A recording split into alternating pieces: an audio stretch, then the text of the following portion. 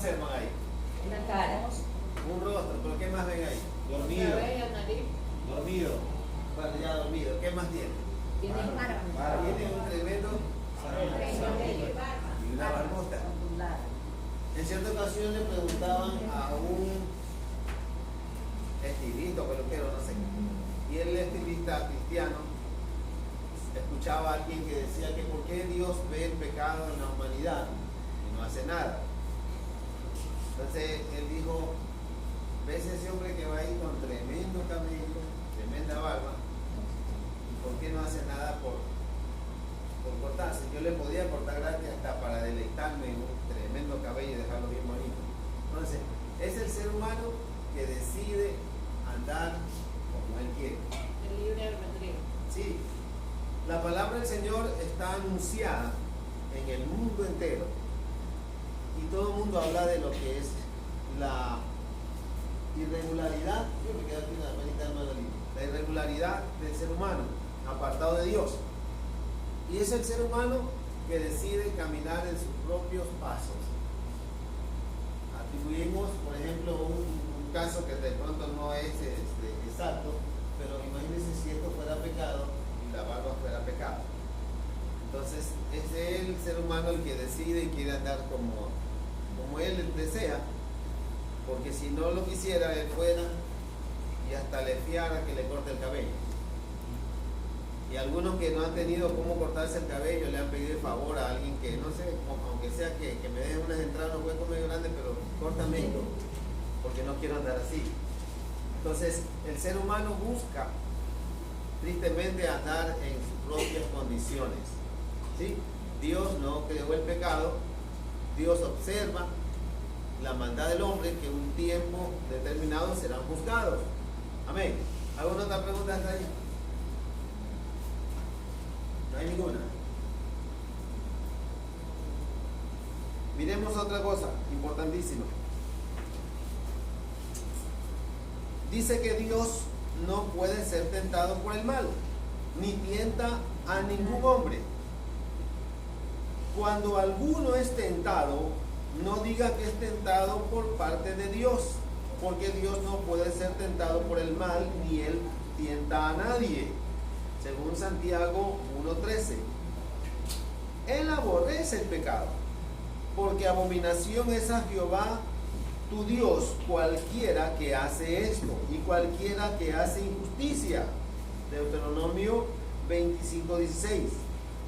Y ninguno de nosotros piense mal en su corazón contra su prójimo. No améis el juramento falso, porque todas estas cosas aún aborrece Jehová, según Zacarías 8:17. A la luz de todo esto sería blasfemia el hacer de Dios el autor del pecado. ¿Se acuerdan ustedes que en las clases anteriores veíamos las doctrinas erróneas? ¿Sí saben ustedes que en los tipos de doctrinas erróneas, la profundidad de algunas de ellas atribuyen a Dios la maldad que hoy existe?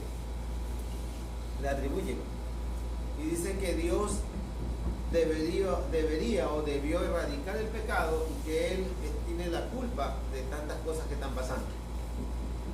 Entonces, ¿qué hacen estas personas? Infunden a las humanidades, a toda la gente, de que Dios prácticamente, aunque no lo practica, pero es participante, o en ciertos casos permite delante de sus ojos que la gente peque. Pero según los textos que nosotros vemos aquí, que son la inspiración del Espíritu Santo, jamás de los jamases Dios está de acuerdo con el pecado. ¿Alguna pregunta? Ninguna. Hermana Valeria se queda analizando el asunto del tema del pecado. Esta materia de la doctrina del pecado es bien profunda. Sí, bien profunda, ¿no? Y es digna de analizarla con toda la serenidad del caso, para un determinado momento conversar con alguien o alguien nos pregunte y tenemos una razón lógica con una explicación importante. ¿Sí? Bueno, para ir concluyendo en la introducción de este libro, mírese un ratito, por favor ayúdenme un ratito en Santiago 1:13.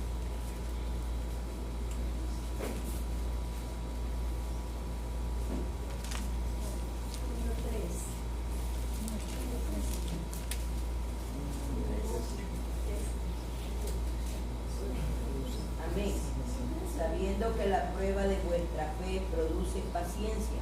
1:13. 1:3. 1:3.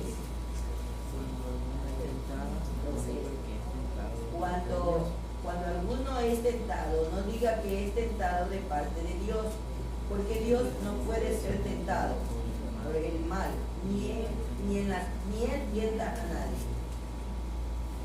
Sino que cada uno Sino es que cada atraído uno es y tentado seducido. cuando su propia concupiscencia es atraído y es seducido. Y la concupiscencia trae como resultado algo de pecado, el pecado de la muerte, algo así lo que dice. Sí. Ahora, escuchen esto, es importantísimo, ¿no? Ahí hay una palabra que dice concupiscencia. Esa palabra concupiscencia es traducida a nuestro idioma como diario vivir. El diario vivir. La concupiscencia. Imaginemos nosotros hermanos ficticios, para no ponerle fe a nadie, que Dios nos guarde. Pero un hermano que salió, por ejemplo, esa persona salió del mundo de las drogas o del alcoholismo, está en la casa del Señor y se encuentra con un grupo de personas que lo invitan a él, y esas personas todavía practican lo que es el consumo de alcohol y el consumo de sustancias. Entonces este cristiano frecuenta allá. Por algún motivo, alguien lo culpa, dice: pero yo lo vi al varón ahí, ¿cómo es eso? Para mí que el varón anda en drogas. Entonces él dice: no, yo no, si yo ya salí. ¿Qué lo llevó a él allá? Su propia concupiscencia. O sea, la pregunta es: ¿quién lo manda a meterse allá? Mi madre decía: dime con quién anda y te diré quién eres. Mi madre tenía unos adagios un poquito a veces fuertes. Decía que si una muchacha de casa se une con una chica de la vida, que anda con un hombre y con otro, y de pronto la ven, solo que la ven conversando, y va a decir: ahí están las.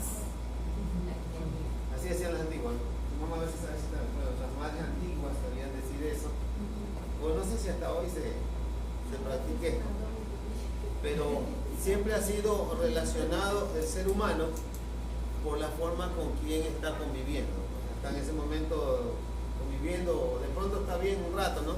Pero si siempre están constantemente, va a decir: ahí están las. Por eso mi mamá decía: no, traten de cada cual vivir su vida aparte, porque vamos a estar relacionándonos con aquello. Entonces es la concupiscencia que prácticamente nos lleva a relacionarnos, y después reclamamos al Señor. Pero el Señor nos dirá: pero ¿quién te mandó a estar allá? ¿Qué comunión hay entre la luz y las tinieblas? No, es que yo le fui a predicar. Hay que ver si le fue a predicar. Ahora, para predicar, la Biblia dice que todo tiene su tiempo. Voy a predicar, me preparo para predicar, y de pronto voy con un grupo de amigos y voy a predicar la palabra. Con todo el respeto que se merece cada uno de nosotros. Es antiética ministerial que un varón vaya a predicar a un barrio de tolerancia. ¿Sí me entiendes? Imagínense que vea a un cristiano con la Biblia allá en el barrio de la tolerancia. Pero ¿qué hace ese varón ahí? No es que le fui a predicar. Pero si ahí estas chicas están en traje de Adán, de Eva, están ejerciendo un viejo oficio. Entonces, a otro sabueso con ese hueso. Sencillamente no tenía nada que hacer, andaba atribulado y se fue a distraer un poco. Ahora, ojo con esto. Y aún así me haya propuesto predicar en un barrio de la tolerancia, tampoco consigo un grupo de varones para ir a predicar. ¿Cuál creen ustedes que sería la forma correcta de predicar ahí? Llevar mujeres. Nos lleva a la sociedad de Ahí hay que orar mucho e identificar la dirección de las personas. Actuar con sabiduría, o sea, para hacer aire cerca o en su defecto total le puede regalarle un tratado. O sea, ahí es donde el ser humano actúa con mucha sabiduría. O también podemos localizarlas en su domicilio cuando están descansadas. A eso me refiero de lo que se denomina concupiscencia. Ustedes lo ven allá. ¿Y qué hace este varón aquí? Un pastor pagó para una cita con ella y le evangelizó en la misma puerta de ella. Así vive esa noticia. Bueno, mire, yo allá no quiero llegar. Bueno, ahora miremos esto, mis amigos. Miremos esto. El significado entre tentación y prueba. Aparentemente estas palabras como que se asocian. Estas palabras como que se asocian. Parece como que dan un significado parecido. Pero cada una de ellas tiene un objetivo. La tentación, por eso que ahí habla en Santiago, que cuando alguien es tentado no diga que es de parte de Dios, porque Dios no tienta a nadie ni él puede ser tentado por el mal. La tentación, el fin de él, del camino de la tentación, es prácticamente hacer caer a la persona, desviarlo de Dios y enviarlo a los mismos infiernos. ¿Me entiendes? La prueba, sencillamente, es el resultado de un arduo trabajo o es el resultado de una confesión delante de Dios en una fe y decir yo te amo, y el Señor permite que entremos a prueba a ver si verdaderamente lo amamos. Y esto, la prueba nos fortalece y la prueba prácticamente nos hace ver si hemos estado fallando o no. Le explico un poco más. ¿Cuántos tenemos fe? La mayoría sabemos decir amén. ¿Cómo se prueba nuestra fe? Cuando entramos en la práctica. ¿Sí o no? Yo me acuerdo un testimonio de hace ya bastantes años, porque mi primera hija oscilaba entre los 5 añitos, creo. O sea, hace más de 20 años. Justo yo estaba predicando cuando la iglesia era pequeña y yo hablaba de la fe. En mi ignorancia, digo así en mi ignorancia, yo hablaba de que solo tienes que confiar en Dios porque los médicos prácticamente quedan a un lado y que tienes que confiar en Dios. Digo en mi ignorancia, ¿sabe por qué? Porque para ese entonces desconocía yo, estamos hablando más de 20 años atrás, que Dios dejó la ciencia médica, no a los grupos, sino la ciencia médica. Y si alguien está enfermo y le falta fe, bueno, no tiene ningún problema en ir y pedirle a un doctor una consulta y no está pecando. Pero en ese tiempo, en esa ignorancia, decía, no, tú tienes que visitarlo primero a Dios y confiar en Dios. Yo termino de predicar y nunca me olvido este testimonio, hermano, que ese día que yo dije que hay que confiar en Dios, en ese mismo día y a la hora que salí de aquí, mi hija Elizabeth botaba sangre por la boca y por la nariz. Y me acuerdo que estaba acostada en el mueble y botaba sangre por la nariz. Y yo me acordaba que había predicado de fe. Y mi esposa me dijo, hagamos algo, llevémosla al médico. Dios tuvo misericordia de mí, porque yo en mi ignorancia dije, no, tengo que confiar en Dios. O sea, no hubiese pecado si la llevaba al médico, pero me aferré, quizá Dios me quiso poner a prueba, porque yo prediqué acerca de la fe, y yo me acordaba, yo también prediqué acerca de la fe, y de pronto me ven bajando con mi hija en los brazos, y dije que Dios es todo. Me aferré, claro, lógicamente a la fe, le oré y le pedí, Dios, ten misericordia, y paró la hemorragia. Pero al pasar el tiempo yo digo, no, yo creo que yo no haría eso, porque ya uno va adquiriendo un poco más de conocimiento, y y de pronto alguien se está pasando por una dificultad bien difícil, yo digo, no asistas al médico, y de pronto esa persona se empeora y va a decir, no, el pastor dijo que no le iba al médico, y ninguno de los dos tuvieron tanta fe, solamente la fe fue fingida, no la ves afuera, y esa persona dice, no, pero el pastor dijo, y de pronto va a salir por el diario, el pastor impidió que la persona vaya. Sí. ¿Me entiendes? Entonces hay que actuar con mucha sabiduría. Lo que Dios no comparte es que ningún ser humano, cristiano o no cristiano, se haga ver de brujo y leer la mano y tantas cosas. Eso no, Dios siempre desechó. Lo primero que pidió Dios es que en la tierra de Canaán se extermine por completo a los adivinos, agoreros, y dijo, yo soy Jehová tu sanador. Pasa el tiempo y la escritura dice que uno de los discípulos era médico. ¿Se acuerdan de él? Lucas. Era un médico naturista. Pablo le dice a Timoteo en una ocasión, no le dice, mira, ¿qué te pasa en tu estómago? Ven para orarte o ponte a orar. Le dice, ya no bebas vino a causa de no bebas agua a causa de tus continuas molestias estomacales. Bebe un poco de vino, le dice. Sí, Pablo le dice a Timoteo que mejor se tome un poquito de vino.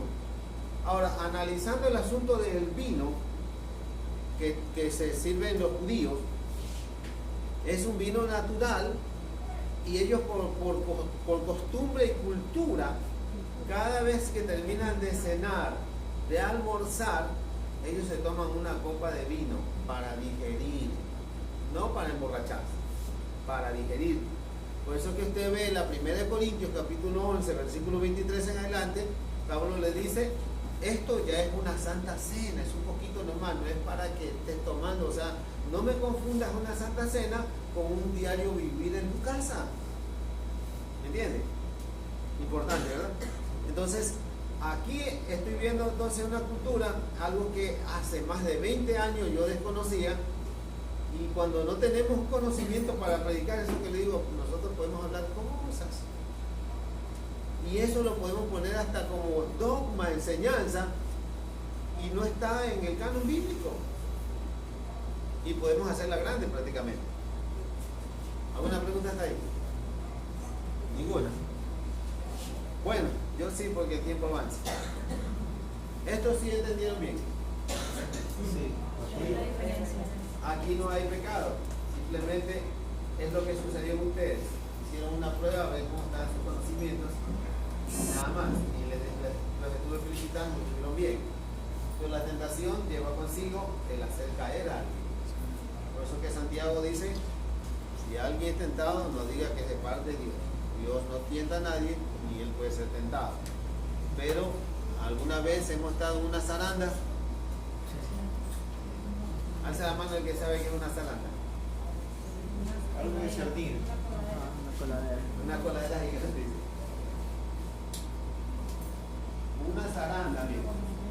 Es como una coladera gigante. La usan unas máquinas que tienen por nombre piladoras. Vacían el arroz aquí, los cristales, pero eso está en constante movimiento.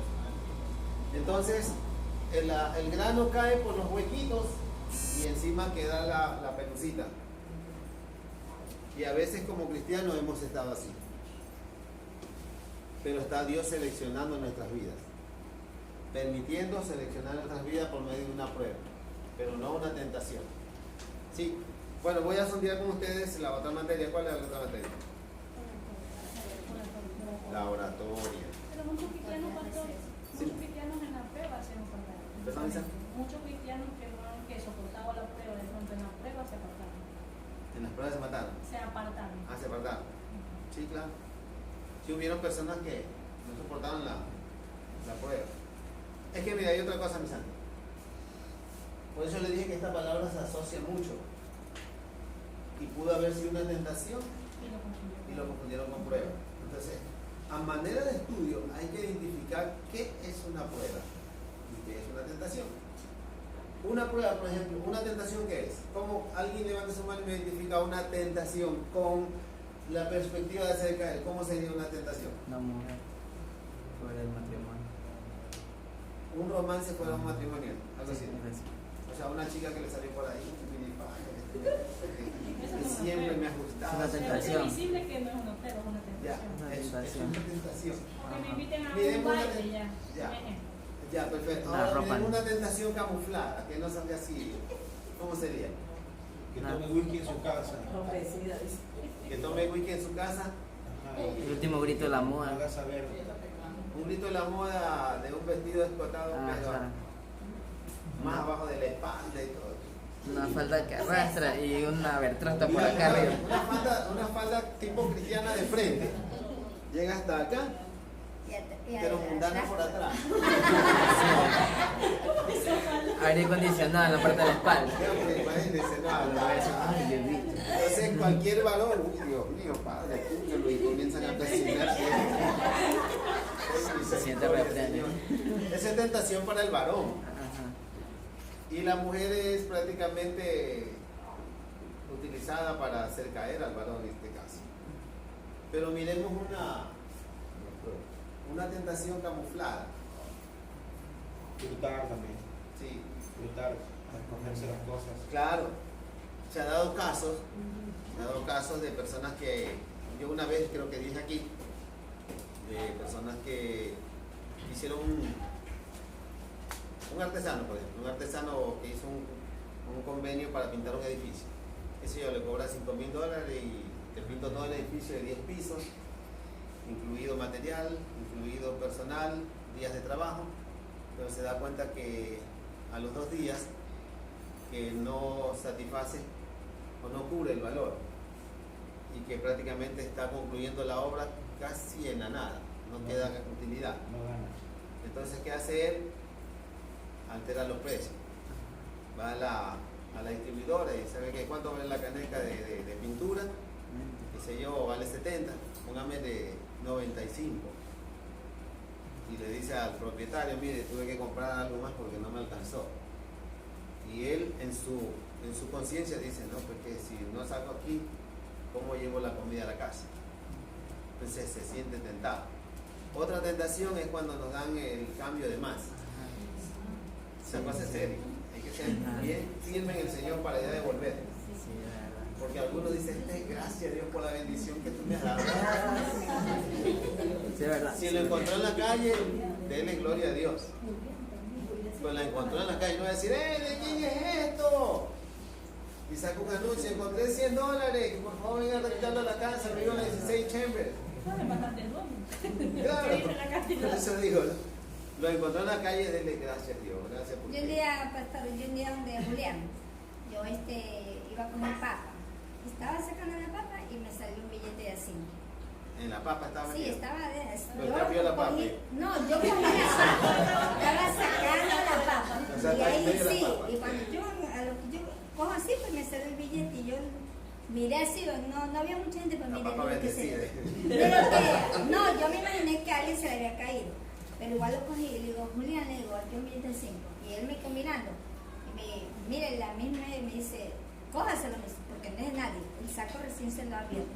Está bien, es una Y bendición. lo cogí, y mire, y yo pensé que alguien sabía hacer, no, me dice, recién abrí el saco, me dice, Bueno, cójaselo. también fue justo, ¿no? Porque dijo, hubiera dicho, ya preste acá porque está ahí en mi... Claro. Pero a conciencia no es la de él. Sí, mire, y estaba el saco llenecito. Pero cuando nos dan un cambio de más, Eso sí que es verdad. todo buen hombre de Dios y que camina en la rectitud, ¿qué tiene que hacer? Devolver. Devolver. Eso yo le he enseñado. Sí, es bueno enseñar a nuestros hijos esos valores. Vaya, recuerda. Lo que Que hay un protocolo de Dios que nos prueba directamente. Creo que como seres humanos el mismo nos fortalece si podemos pasar la prueba. Pero a veces también como seres humanos nosotros mismos buscamos el ser tentado o el ser muchas veces hasta probado. Porque nosotros buscamos el mal muchas veces. Porque si sabemos que en un lugar libre y es malo, por ejemplo, que usted puso el barrio de tolerancia. Si me dicen, ¿sabes qué? Vamos a predicar. Si yo sé que es malo y voy a caer en tentación, ¿para qué voy a ir? Para vencerla. Y otra cosa es otro. Pero a veces nosotros como seres humanos somos los que buscamos la prueba. Y ahí llega el momento cuando optamos por apartarnos porque no soportamos. Claro. Pero es porque nosotros la hemos buscado. La estamos Pero buscando. cuando es Dios que nos prueba, creo que Él mismo nos fortalece, porque es el mismo que nos prueba. Él nos fortalece, nos ayuda y podemos superar lo que Él nos ha Amén. De ello digo que No, yo creo que sin lugar a equivocarnos es una brillante deducción, que no es bueno buscar la prueba.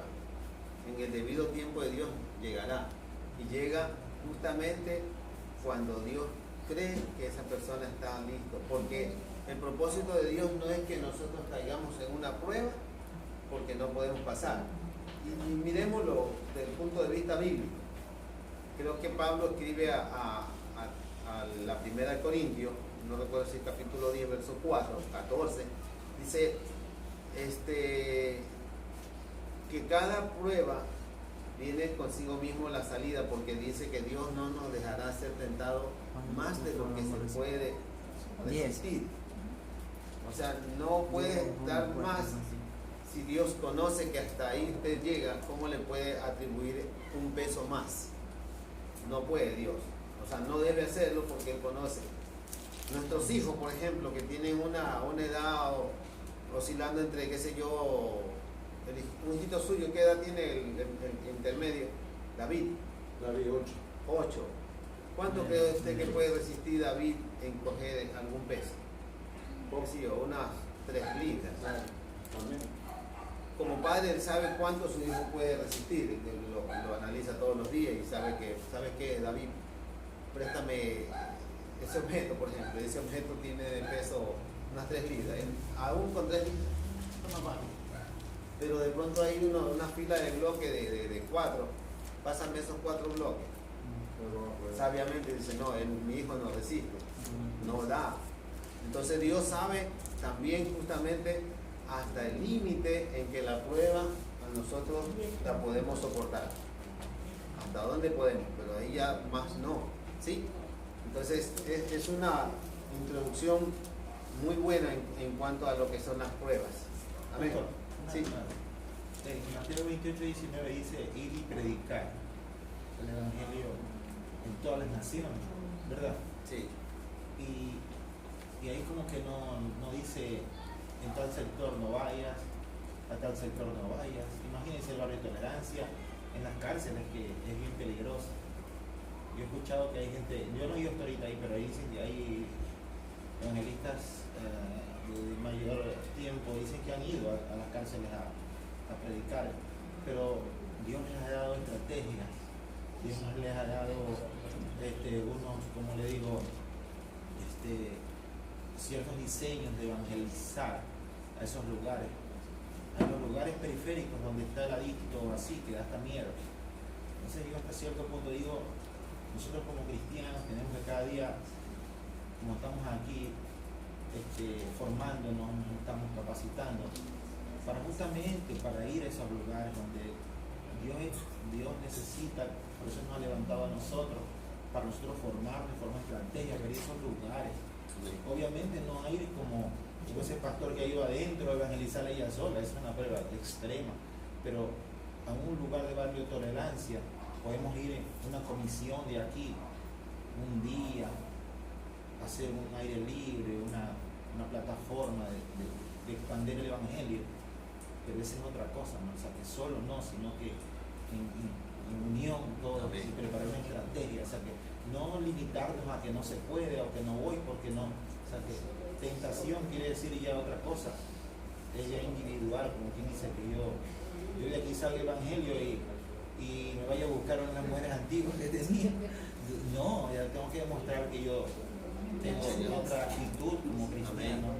No, o sea, que es mi punto de vista, o sea, que Sí. es muy amplio el debatir, pero Cristo quiere que nosotros nos preparemos para que vayamos a esos puntos y justamente a expandir el evangelio, y ese evangelio de salvación, ese evangelio que sana, cura, porque nosotros no vamos a hacer sino el Espíritu Santo a través de él. Yo corroboro con usted.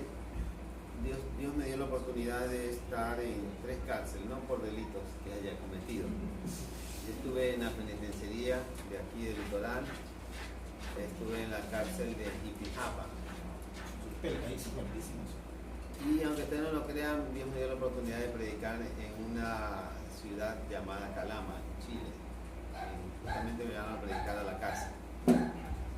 Y en cada una de ellas adquirí, bueno, aquí Dios me dio la oportunidad de adquirir el conocimiento, porque la persona que me llevó me dijo que yo saque a la vista algún objeto, tales como anillo, reloj, y que no vista demasiado elegante, porque hay un contraste entre personas que están en una fachadita, digo usted, una pantalonetita, algo viejito, y usted va todo elegante. Entonces, Gente violenta. sí, entonces una de las razones y formas buenas para ingresar a predicar es ir con una ropa humilde, sin lujos. Otra cosa, no le des ni un centavo a nadie, porque en el momento en que tú le das un centavo a alguien, ahí se te viene encima todo. Sencillamente no tengo, vengo a predicar la palabra, ¿sí? No llevar tampoco, porque eso es tentar prácticamente. Y esa es una estrategia de Dios. Entonces yo lo pude aprender, no lo puse en práctica en Calama porque, se los digo siempre, el día que yo predicaba en la ciudad de Calama, allá en Chile, después que terminé de predicar, había estado un jefe de la cárcel, un guía penitenciario, se congregaba en esa iglesia. Entonces después que terminé de predicar, él se acercó, Dios permitió que le haya impactado la palabra, le gustó y me abrazó y me dice, ¿puedes predicar en la cárcel? Me dice, yo soy el guía, o sea, la cárcel está a cargo mío. ¿Puedes predicar tú? Me dice. Y yo había aprendido, lógicamente aquí desde Ecuador había aprendido que usted puede ser un pastor, un ministro, pero siempre estará sujeto al que le armó la agenda. Y el que me armó la agenda no era pastor. Entonces le digo, no, si usted habla con él, es la persona que prácticamente me arma mi agenda y yo voy donde él dice que hay que ir a predicar. Entonces hablaron con él y él revisó la agenda y dice, sí, justamente mañana tienes un paro. Ahora yo llego a la cárcel con ellos y me atendió en la oficina.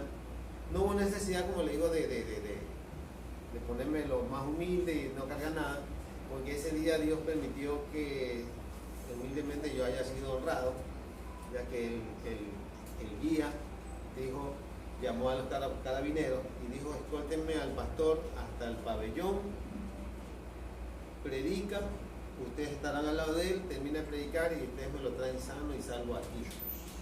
Entonces yo parecía al expresidente Correa, en medio con mi esposa y resguardado con policías armados. Sí, Dios me honró, después nunca me olvidaré de esto. Prediqué, se convirtió gente, en los planes de Dios. Se convirtió mucha gente y así mismo regresé otra vez allá a la oficina de él, lo dejaron ahí, se le cuadraron, ahí está sano y salvo. Nos tomamos un café con él, con el guía, regresamos a casa, esa es una experiencia que nunca me olvidaré. O sea, pero Dios me permitió haberla vivido y haberla experimentado de aquí.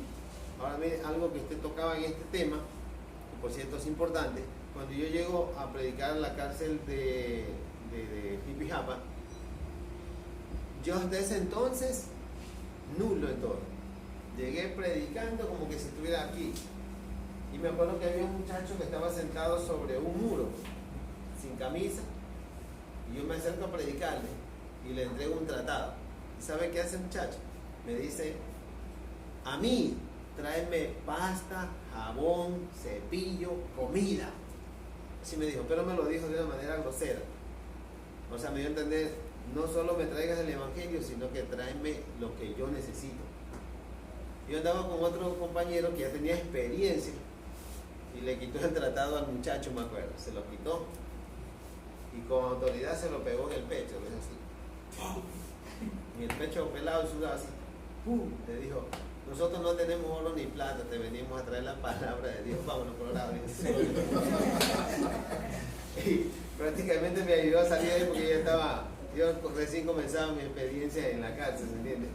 Y este tipo ya sabía cómo tratar con gente que se la da también a sabida. Claro. Entonces dijo, vámonos de aquí, no trae ya ni plata y lo que tenemos te amo. Recibe la palabra. Se lo dejó pegado en el pecho. Increíble, ¿no? Esas cosas que uno aprende, ¿no?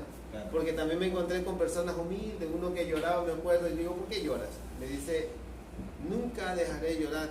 Y digo, ¿pero por qué? Me dijo, yo no soy delincuente, sino que en un momento de locura y de tragos maté a mi esposa. y tengo rearguido en mi corazón, en mi mente, dice, pero yo no tengo malos antecedentes. Entonces nos encontramos con personas allá en ese lugar, con diferentes tipos de historias, propias vidas.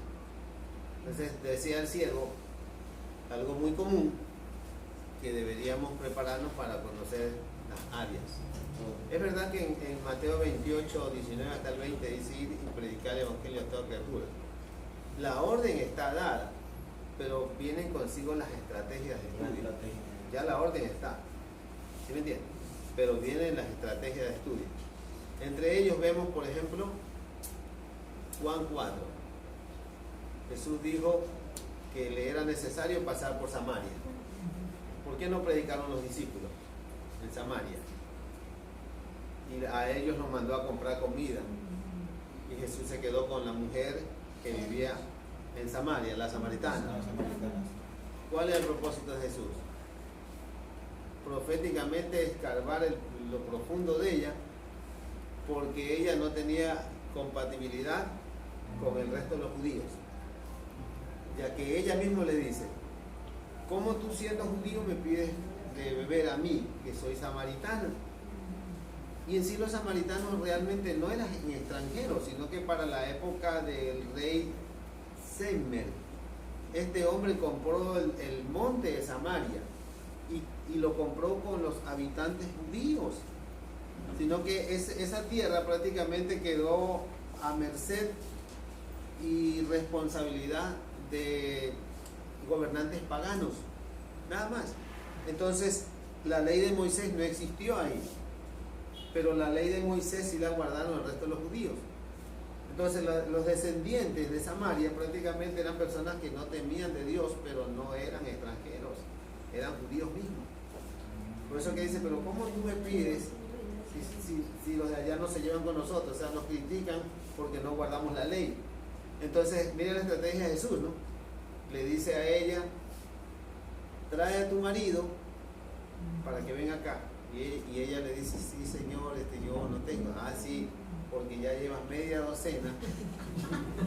Esa es la cantidad, ¿no? 5 has tenido y el que tienes ahora, ¿cuánto? ¿No es media docena? Es porque se ríe. Suena gracioso, ¿no?